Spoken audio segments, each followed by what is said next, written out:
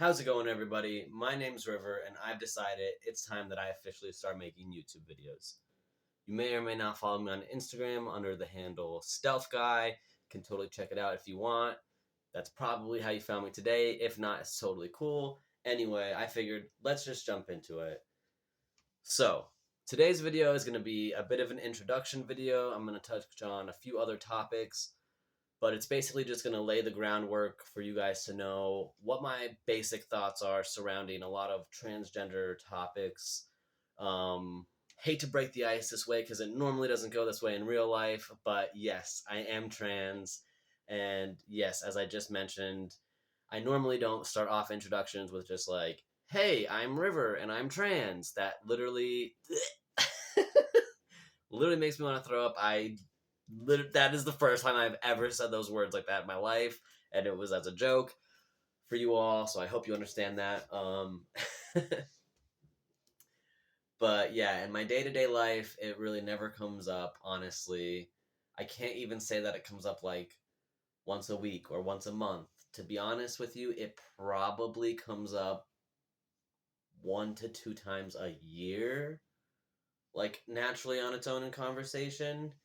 But most of my days it never ever comes up, and that's just naturally. Like there's just no reason to really bring it up in conversation. Like I just move through the world as me, as a regular person, doing my tasks, fulfilling my duties, taking care of my responsibilities. And the fact that I transitioned from female to male at age 19 doesn't really come up too often, just keeping it real. However, for the purpose of these videos, for sharing my perspective on topics, I think that it is important that you guys know that piece of information about me. And so I just kind of cut to the chase right there with you guys. And yeah, with that being said, let's sort of just roll into a little introduction about who I am. As I said, my name's River. I transitioned at age 19, but there's way, way, way more things about me. I love to fossil hunt. I have a huge fossil collection, a rock and mineral collection. I have a degree in anthropology, specifically focusing in on archaeology and geoscience. So I really enjoy just being outside and digging in the dirt. Actually, I think my hands are a little bit dirty right now, too. So I just really love being outside, getting dirty, stuff like that. Planted a whole bunch of flowers, tomatoes, broccoli. Like I got a whole garden I'm trying to get going this year. I recently got a degree, well, not a degree, but a certificate in medicinal plants. So I'm just really trying to expand my knowledge on the outdoors. I've done some conservation work. I've done archaeology and been paid for it. So I've really been out and about and living my life having fun. I've lived on the East Coast. I've lived on the West Coast. I've seen some really exciting things. I've bumped into some very interesting characters along the way. People always tell me I have some pretty interesting stories. Sorry if you can hear this random lawnmower that's going off. I thought he was done, so I started up this video. But yeah, that's just a bit about me. I wrote a novel recently. Well, I'm working on the novel, but I wrote a short stories book recently. I'm just looking for an illustrator. So if you are into illustrations, hit me up. I have a whole album written, all the beats picked out. I just have to get in the studio and write it. I recently got the okay on going into this one studio completely for free, so I'm going to take advantage of that this summer. But yeah, there's basically just a whole bunch of things about me that are really cool and interesting, I think, at least. I think I have a pretty fun life, and I have fun. Wow, that was really deep. But again, being trans is like this little itsy bitsy piece about me. However, for the sake of these videos, we will probably be covering trans topics quite a bit. I don't want it to be every video I share on here, but I do know that the topic's going to come up quite a bit. And I kind of think that the world might benefit a little bit from having my opinion out there. I'm sure there's a lot of trans people out there who don't agree with the transgender ideology and that whole movement, and they might be afraid to speak up or think they're alone. So maybe I could shed some light for them. And then when it comes to the rest of the world, people who aren't trans, like the majority of the world, hopefully if they stumble across my videos, they might be able to see, hey, this dude is just like some regular person and doesn't agree with all this radical nonsense. And maybe not every person who transitions does agree with all that radical stuff, because I surely don't. Like I said, I post some of my views online on Instagram, and I definitely have a few other people who have reached out and said, "Hey, thank you for doing this. It's changed my mind a little bit." And or like I said, they are a trans person and they're like, "I thought I was alone." So you guys aren't alone, and not all trans people are crazy. That's basically the reason why I'm making these videos. But just know, on my day-to-day life, this shit never comes up, and I'm really just doing this for a bigger picture out there in the world, for this movement that seems to be taking over, and all of us are kind of getting swept up into it, and I don't want to get swept up into it, so I'm kind of planting my feet down, digging my feet down against this wave, and I'm just trying to let you guys know that you can resist it. So, get a little sip here.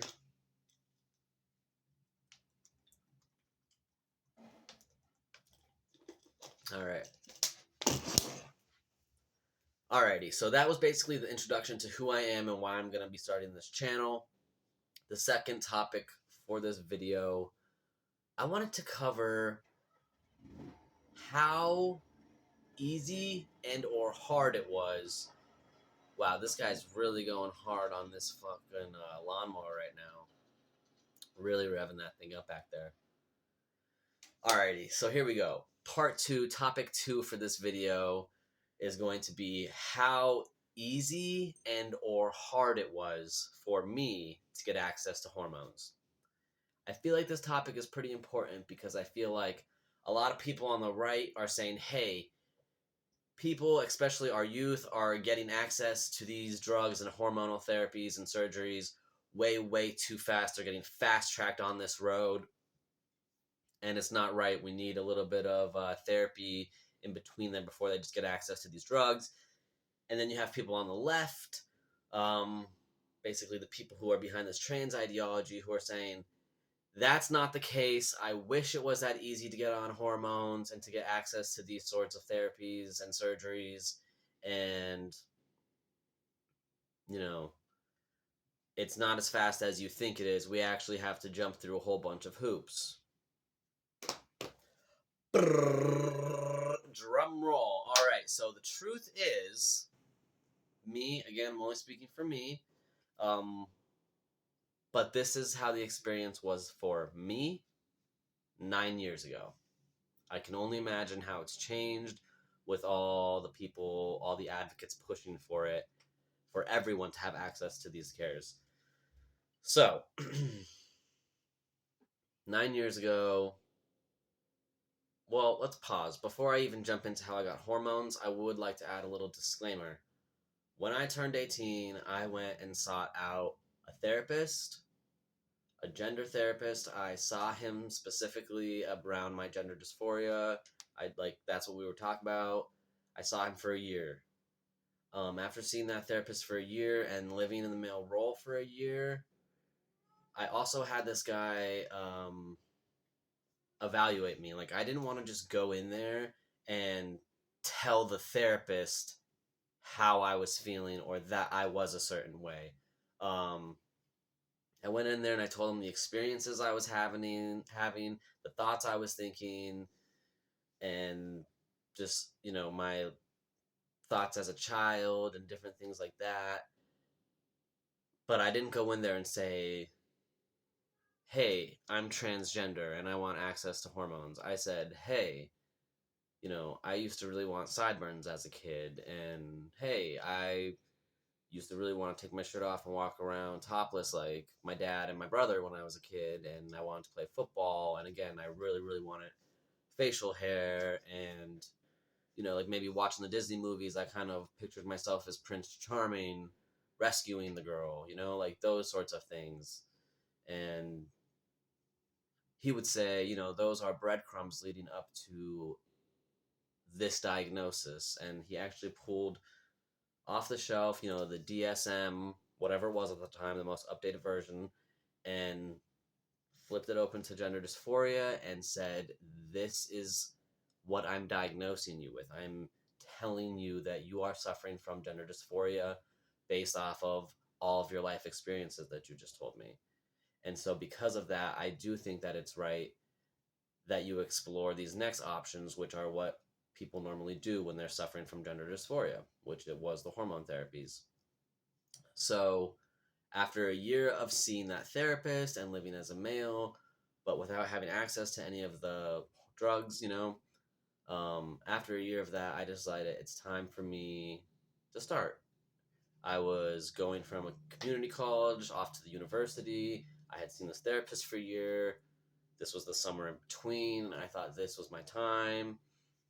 And yeah, so I pursued a large gender clinic on the East Coast here. I'm not going to really name the name for now, but it's a very large gender clinic on the East Coast. And when I called, I basically just said, hey, I'm interested in starting hormone therapy. And they said that it was a 3-month wait to get my initial visit. So I said, let's book it. And 3 months goes by. I go down about 2-hour drive to a large city, get blood work for the first time in my life. They say it'll be about 2 weeks before you get the results and that you could have your follow-up appointment. So about 2 weeks goes by after that, and you go down for your follow-up where you're going to review your blood work and then possibly get access to hormones. So when I'm setting up that appointment, they tell me, okay, it's actually going to be 2 appointments in the same day. And the first appointment you're going to have is going to be with one of our, psychologists on staff. They're going to mentally evaluate you to make sure you're ready to start hormones.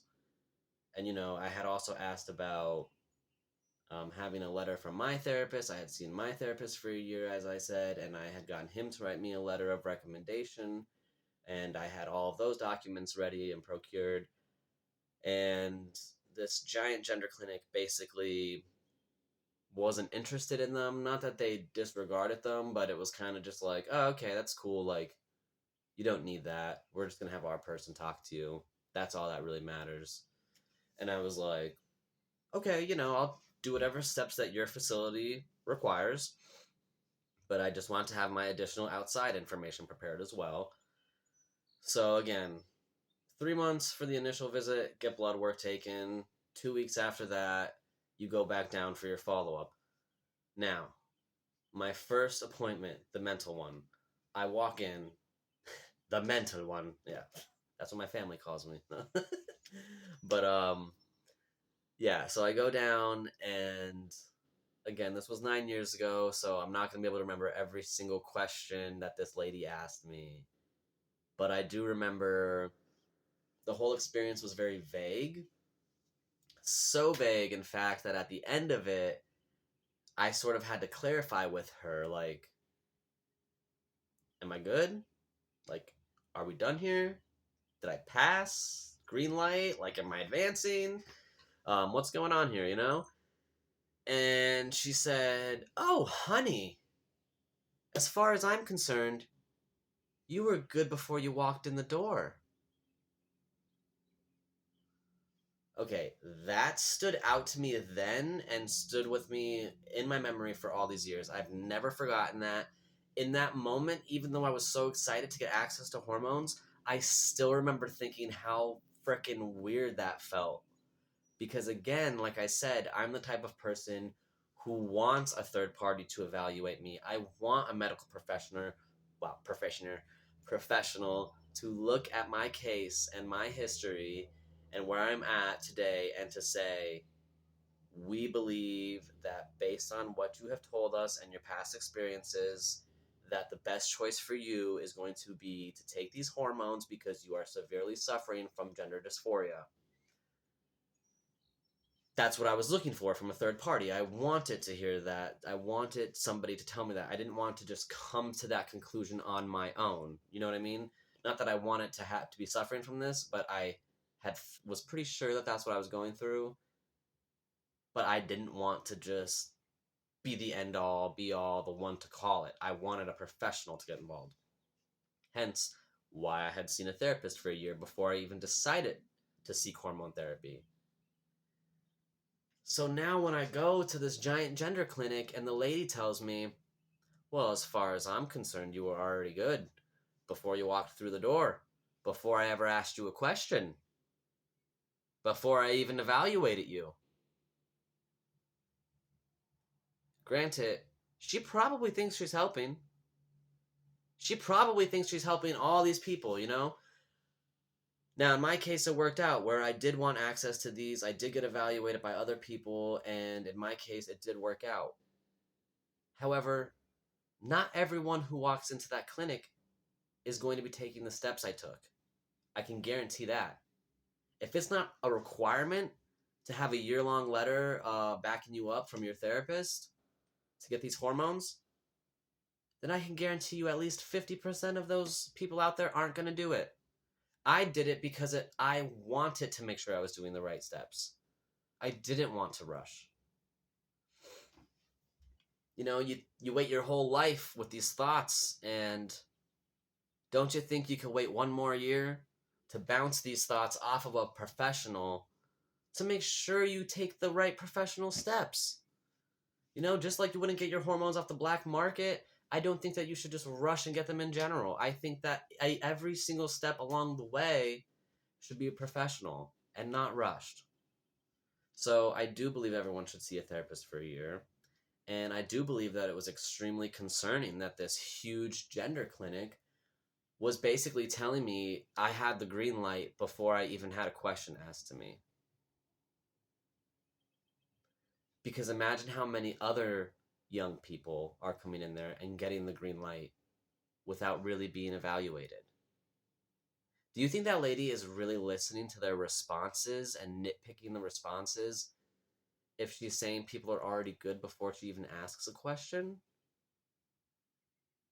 You know, even if somebody answered a question maybe doubtedly, or, you know, something that could be picked into a little bit and dug out, and maybe there's a different issue in there, those questions are just going to get glossed over. It's just going to be a green light. Oh, you were good before you walked in to me, honey. I'm sorry, but you're not helping as much as you think, honey.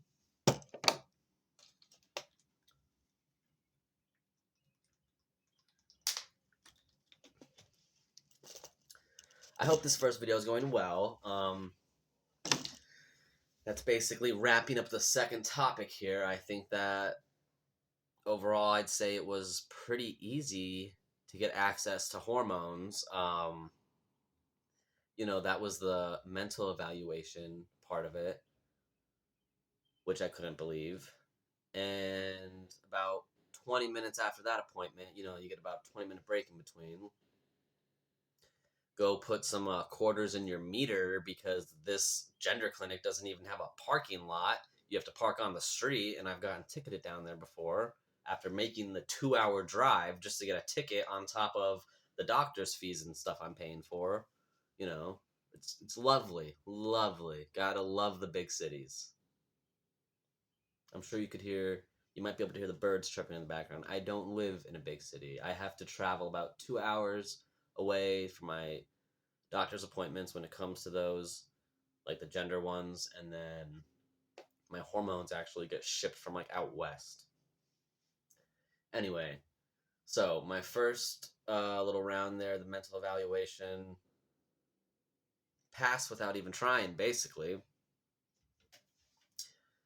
Then you move on to the next doctor's room, and they review your blood work from the last visit and basically say, hey, everything looks fine. You're a normal young adult who's never taken any medicines, really. So your blood work looks great. We should definitely put you on these hormones.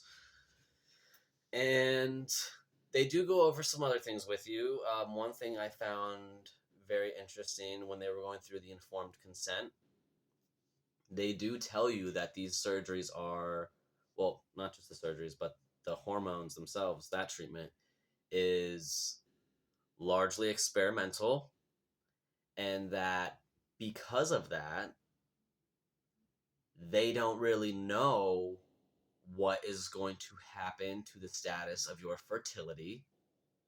And what my provider said to me directly, where they literally use the sentence, we will be moving you to fertility status X. Whatever that means, right? Like, I don't know what that means.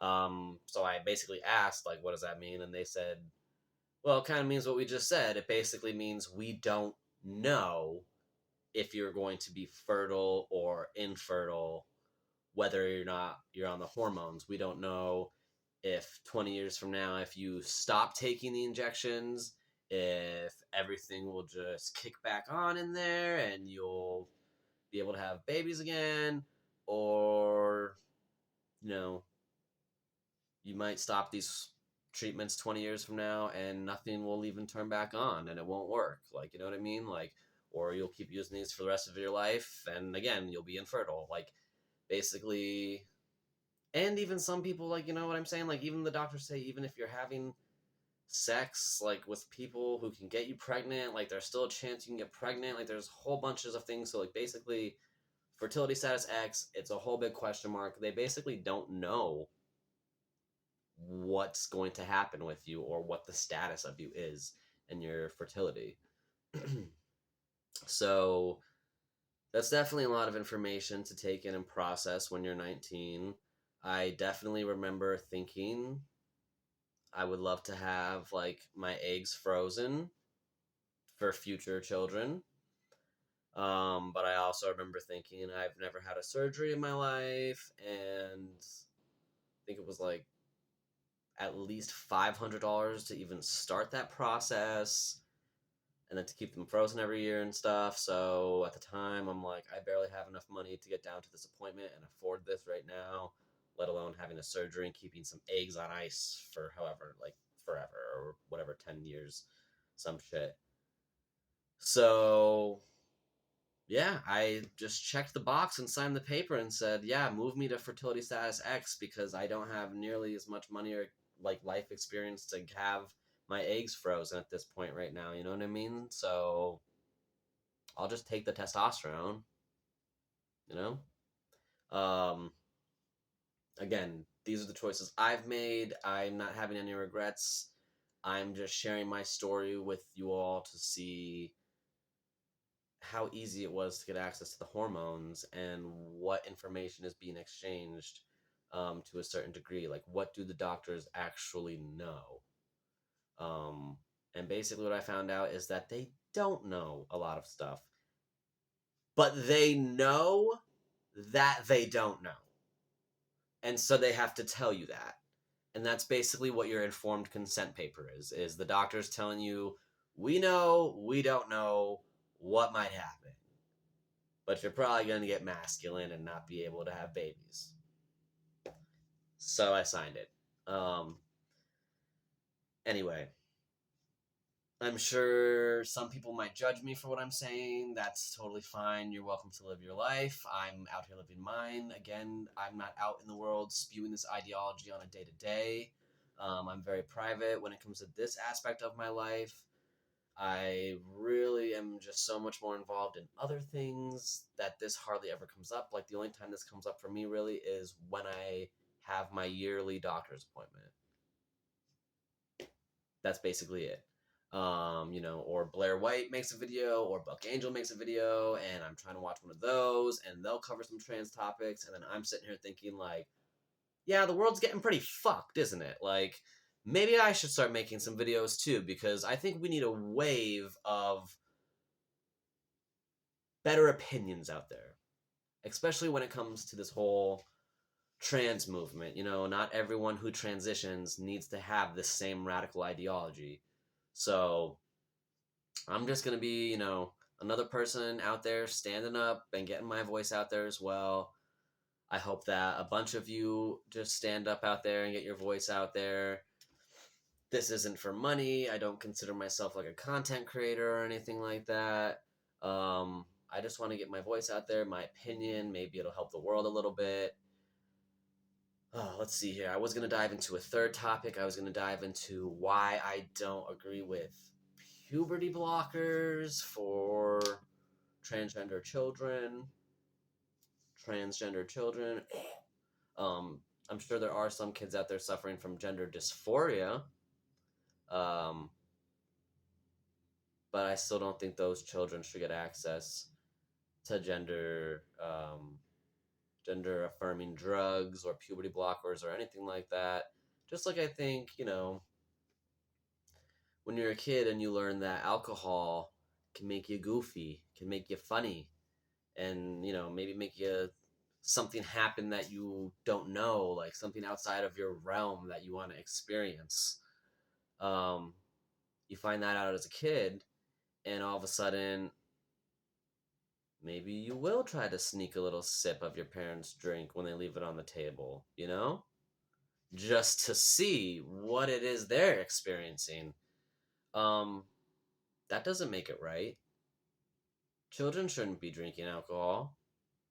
Now, can adults drink alcohol? Definitely. Once your brain has hit a certain, you know, point of maturation and development, you can get access to alcohol. I kind of feel the same with the drugs when it comes to gender transition. I don't feel that it's healthy in any way for a child to get access to those. Between, when you suppress your natural puberty, so many things happen. Between the loss in bone density, drops in IQ, and then these studies also show that their overall mental happiness doesn't even improve. Their rates of depression doesn't even improve. So you're making them physically weaker, and mentally they're not even improving in most cases.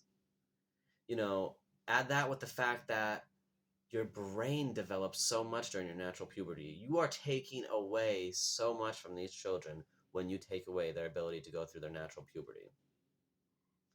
Also, if you agree with adults transitioning, then you should definitely agree with restricting access to children. Because when children get access to these hormone blockers, it actually reduces the effects of the sex reassignment surgeries when they're adults. For example, when females want to become males or appear male, when females start taking testosterone to be perceived as male, most of the time we want to get big and buff. We want to have some muscles to show off. So why would you put a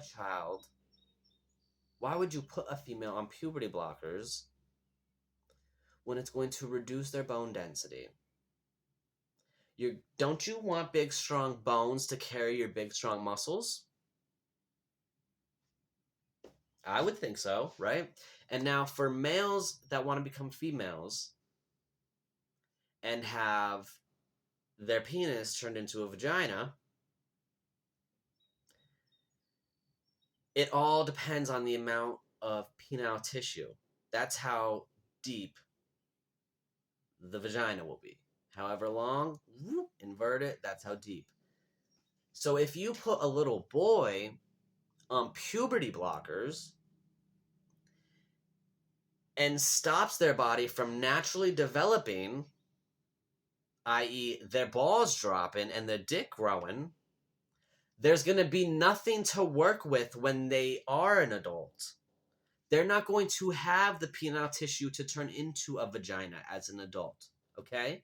It's not going to be there. It's going to be like this big. So they're going to have to take a piece of like the intestine or the colon to create this vagina. And then it smells like your intestines, which literally smells like shit, okay?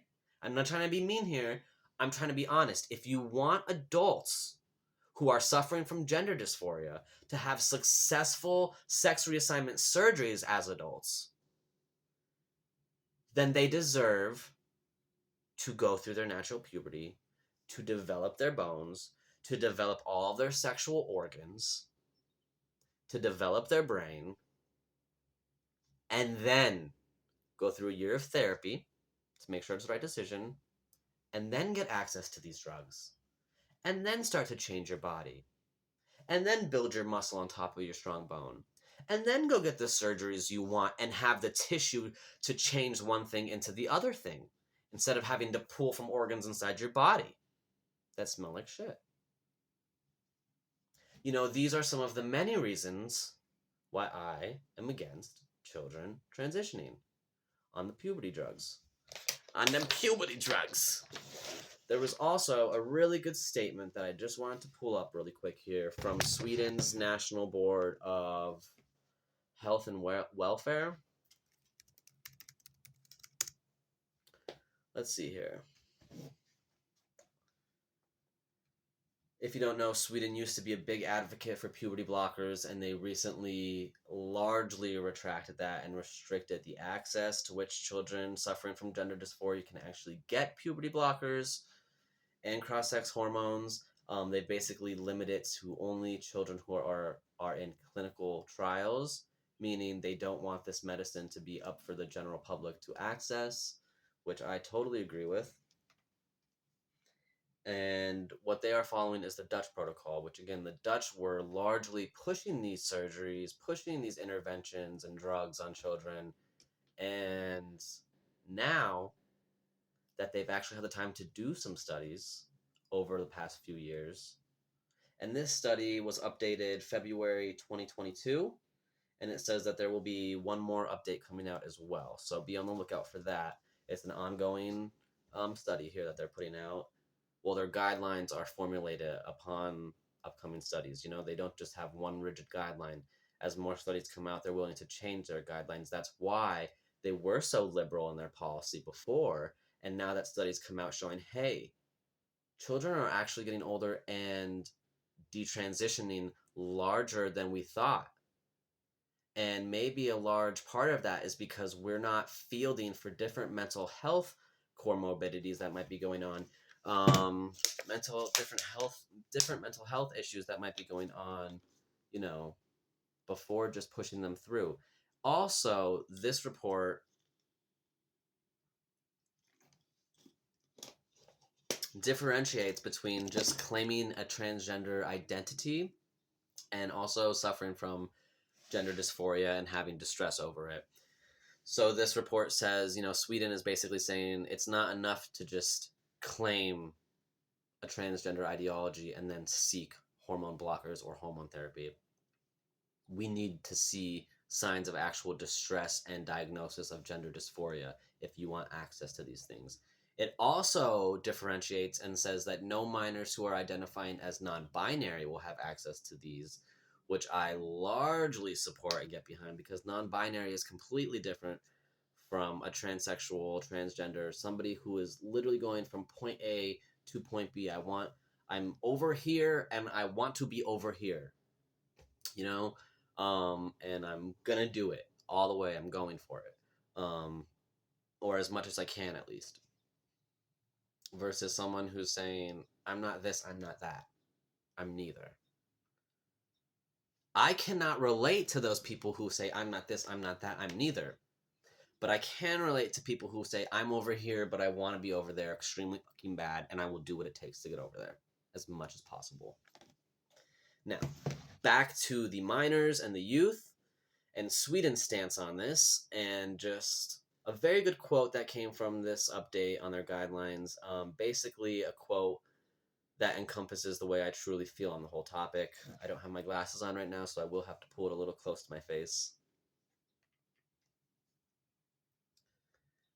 Let's see here. Yes, this is a summary of key recommendations from the Swedish National Board of Health and Welfare. The board emphasized the need to treat gender dysphoric youth with dignity and respect while providing high-quality, evidence-based medical care that prioritizes long-term health.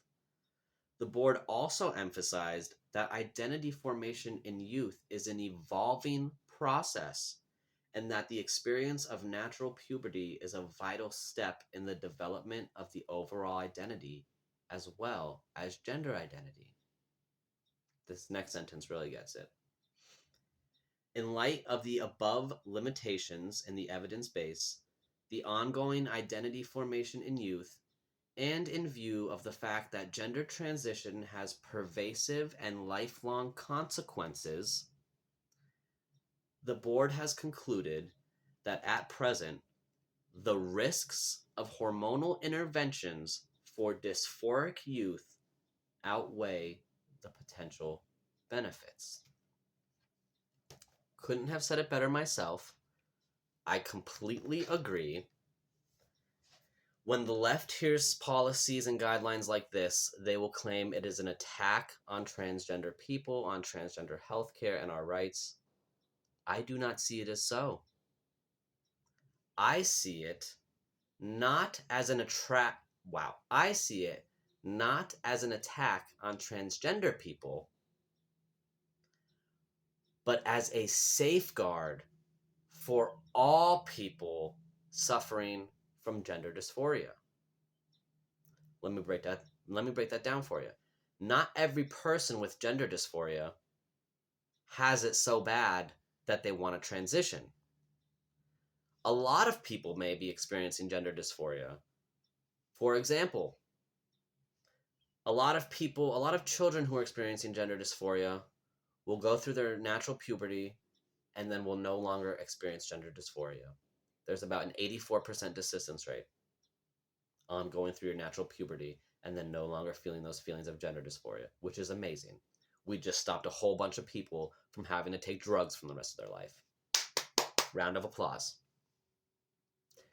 There are other people who will suffer from gender dysphoria in their youth.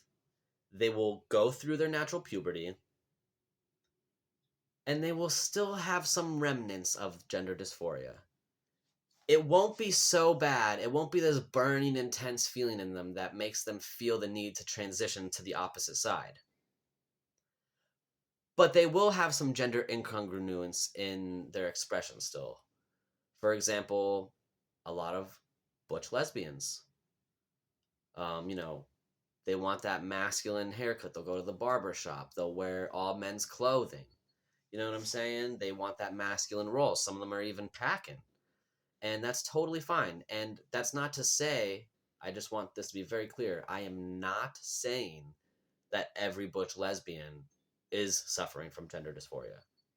However, I am saying there is a large portion of children who suffer from gender dysphoria, and then when they go through their natural puberty and they get older, they still feel a little bit of misalignment from their gender, their natural gender at birth, but they don't feel this driving push to become the other gender. They just feel a little more, they might align more with gender expressions of the opposite sex.